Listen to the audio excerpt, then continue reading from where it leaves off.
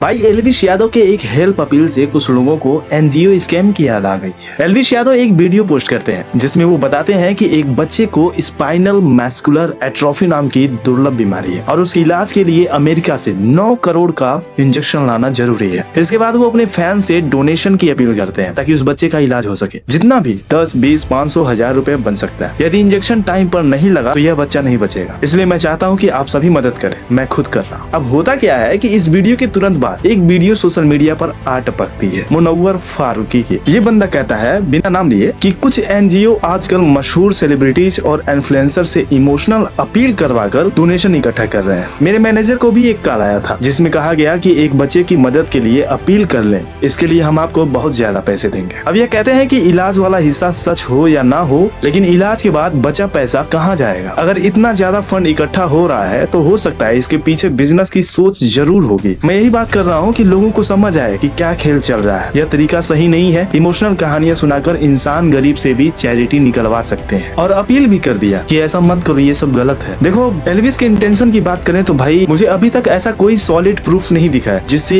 ये साबित किया जा सके कि एल्विस ने जानबूझकर कोई स्कैम किया हो। उसने तो आकर के सफाई भी दे दी है कि भाई उसके पास सब कुछ है, वो क्यों ऐसा स्कैम करेगा। वो कई सारी चीजों के बारे में भी बात कर रहा है और उसने जिस बीमारी का जिक्र किया है वो फेक भी नहीं है, वो रियल है। और जो इंजेक्शन है जिसकी इतनी ज्यादा कॉस्ट है 9 करोड़, वो भी रियल कॉस्ट है। और ऐसे केसेस पहले भी कई सेलिब्रिटीज ने उठाए हैं, तो हेल्प मांगना कहीं से भी अपने आप में गलत नहीं हो सकता। लेकिन अब मुनव्वर जो बोल रहा है वो भी पूरी तरह से हवा में नहीं है, लेकिन उसका टाइमिंग भाई क्या ही बताएं। मतलब तुमको एनजीओ स्कैम की याद अचानक से आ गई। इंडिया में एनजीओ डोनेशन स्कैम्स होते रहे हैं, इमोशनल वीडियोस बना करके पैसे उठाए गए, फ्रॉड हुए हैं, स्कैम हुए हैं, ये बात सही है। तो इस एंगल से देखें तो मुनव्वर की जो वार्निंग है वो वैलिड अवेयरनेस है, लेकिन भाई इसे पर्सनल अटैक ही कहा जा सकता है क्योंकि भाई टाइमिंग बहुत सही है। यहाँ तक कि एल्विश भाई ने सामने आकर के सब कुछ क्लियर भी किया है कि भाई वो ऐसा क्यों करेगा और वो सारी चीजों का प्रूफ भी देने के लिए तैयार, वो सारी बातें कर रहा है। अब देखो भाई प्रॉब्लम क्या है? प्रॉब्लम एल्विश या मुनव्वर नहीं है, प्रॉब्लम है ट्रांसपेरेंसी। अगर एल्विश वेरीफाइड हॉस्पिटल डॉक्यूमेंट्स दिखा दे, हालांकि उसने कुछ दिखाए भी है, और डायरेक्ट हॉस्पिटल या फिर गवर्नमेंट फंड लिंक दिया जाना चाहिए था, QR वगैरह, और रेगुलर जो डोनेशन अपडेट है वो देते रहे, हालांकि इन लोगों ने दिखाया भी है जे जो उनके पास आए थे। तो इस तरह से तो 99% सवाल यहीं पर खत्म हो जाते हैं और इसे भाई स्कैम बोलना बिल्कुल गलत है। लेकिन हाँ, ब्लाइंड ट्रस्ट भी नहीं कर सकते। तो मुनव्वर ने जो सवाल उठाया है ठीक है, लेकिन भाई टाइमिंग तुम्हारी कमाल की है। इस तरह से भी टारगेट नहीं करना चाहिए था और पब्लिकली नहीं बोलना चाहिए था। तुम्हें खुद इस चीज की जानकारी लेनी चाहिए थी कि क्या वो सच में सही है या गलत है। बाकी प्रूफ और ट्रांसपेरेंसी ही डिसाइड कर सकते हैं कि वो कितना सही है और कितना गलत है। बाकी उस बच्चे के लिए ये कदम उठाना एल्विश के द्वारा अप्रिसिएटेबल है। आपकी क्या राय है? कमेंट करके जरूर बताइए।